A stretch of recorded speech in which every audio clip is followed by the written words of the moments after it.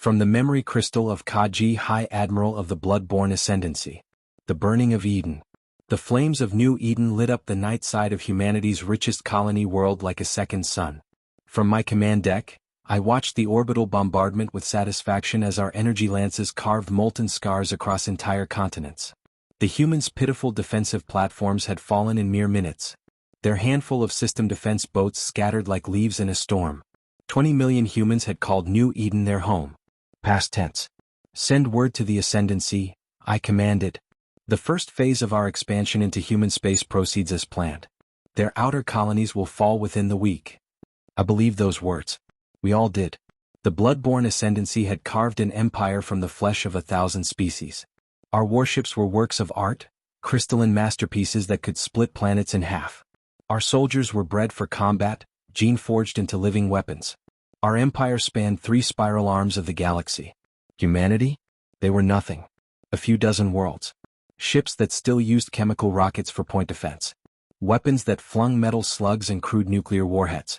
Their greatest cities would have been considered provincial outposts in our empire. I remember smiling as I composed the victory report. The humans had been so proud of New Eden, their first fully terraformed world, their agricultural crown jewel, the breadbasket that fed a dozen other colonies. Now it burned. That smile is carved into my memory, for it was the last time I would feel joy in this war. The silence. We expected begging, pleading, offers of submission and tribute. Instead we received silence. Complete silence. Every human world, ship, and station went dark simultaneously. Their civilian channels died. Their commercial broadcasts ended. Their navigation beacons fell silent. Even their emergency frequencies went quiet. For 3 days we heard nothing from human space. Then they spoke. Not with words. With fire. The response. They struck the Bloodborne colony of Vaklar first. Not with a fleet. Not with an army. With a single ship. A human bulk freighter, the kind used to haul grain and industrial supplies between their worlds, appeared in orbit of the planet, broadcasting a distress signal. Our patrol ships moved to intercept as standard protocol dictated. Scans revealed its hull was packed with nuclear weapons. Crude, primitive things. Our ships could withstand a dozen such weapons without strain. It was carrying 9,000 of them. The flash was visible from 3 star systems away. We lost all contact with Vaklar. That was when the silence broke. That was when we understood what humanity's silence had meant. They had been mobilizing. Every factory. Every shipyard. Every mining facility. Every human hand capable of holding a weapon or working in a production line. We had burned their breadbasket. In those 3 days of silence, they had turned every other world into a fortress. Every civilian ship into a weapon. Every human into a soldier. We had expected them to break. Instead we had unified them. We had given them purpose. We had given them focus. We had given them hate. The tide. The human fleets came. Without finesse. Without elegance. Without mercy. Crude ships of steel and ceramics, held together by welds and rivets instead of quantum fields. Weaponry that would have been considered primitive by our standards centuries ago. Hulls scarred by hard radiation and micrometeor impacts. They came in their hundreds, then their thousands, then their tens of thousands. Our crystalline warships shattered them by the dozens, by the hundreds. Our energy lances carved them to pieces. Our fighter screens tore them apart. But they kept coming. For every ship we destroyed, 3 more took its place. For every human vessel we shattered, they built 5 more. Their ships fought until they were literally falling apart, crews refusing to abandon their posts even as their hulls breached and their vessels broke under fire. The vented graves. We vented them into the void. We killed them by the millions. And they kept coming. The ground. The ground war was worse. Our gene-forged warriors had never known defeat. They had never tasted fear. They were living weapons, bred for conquest, engineered for victory. Humanity's soldiers were not bred for war. They were farmers, miners, factory workers, teachers, parents. But they fought like none of those things. They fought like their worlds were burning because they were. They fought like they had nothing left to lose because we had taken it all. They fought like death itself was just a passage to victory because for them, it was. For every human we killed, 10 more stepped forward. For every position we took, they made us pay in blood. For every victory we claimed, they extracted a price so high it felt like defeat. Our warriors were bred for battle. They were born for peace but chose war. Our soldiers were engineered to ignore pain. They embraced it. Our armies were designed to fight without fear. They had learned to fight through it. The breaking.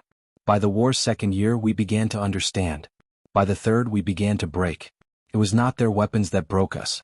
It was not their tactics. It was not even their numbers, though those seemed as infinite as the stars. It was their resolve. The humans had looked into the abyss of total war and had not flinched. They had not hesitated. They had stared into that darkness and decided that if that was what survival required, then they would become the darkness. Their ships, trapped in a system, rammed our blockades and released their antimatter stores. Their ground forces, surrounded, detonated their own nuclear charges. Their colonies, under siege, burned themselves rather than allow us to take them. We had begun this war thinking we would teach humanity its place in the galaxy. Instead, they taught us about infinity. The infinite capacity for sacrifice. The infinite well of hatred. The infinite human ability to endure. The infinite price they were willing to pay for victory. And they made us pay with them. The end. When our empire finally shattered, when our fleets were broken and our armies crushed, when our worlds burned as we had once burned theirs, humanity offered us terms. Simple terms. Brutal terms. Final terms. Total surrender. Complete disarmament. Supervised dismantling of our empire. The end of our gene forges. The dissolution of the Bloodborne Ascendancy. When our last council protested, claiming such terms would destroy us as a species, the human response came from a scarred man in a simple military uniform. His eyes were dead. The eyes of someone who had watched worlds burn. "You taught US war," he said. "Real war. Total war. A war where civilians are targets, where colonies are burned, where children die screaming in the dark. We learned. These terms are not negotiable. You have 1 hour to accept them, or we will show you everything else we have learned." The lesson. That was 10 years ago. Our crystalline ships are gone. Our gene-forged warriors are gone. Our empire is gone. Humanity still patrols our skies with their crude steel warships. They still occupy our planets with their cities and their soldiers. They still watch us with those dead eyes, the eyes that we gave them. They are not cruel masters. They do not seek revenge. They do not kill without purpose. And that almost makes it worse. Because we understand now. We understand what we did. What we awakened. What we created.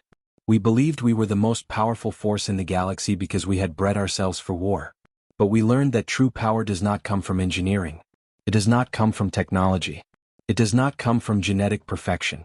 True power comes from an entire species staring at burning worlds, at murdered children, at the ashes of everything they had built, and deciding that nothing in the universe will stop them from making it right. We taught humanity war. And in doing so, we taught ourselves fear. And Crystal.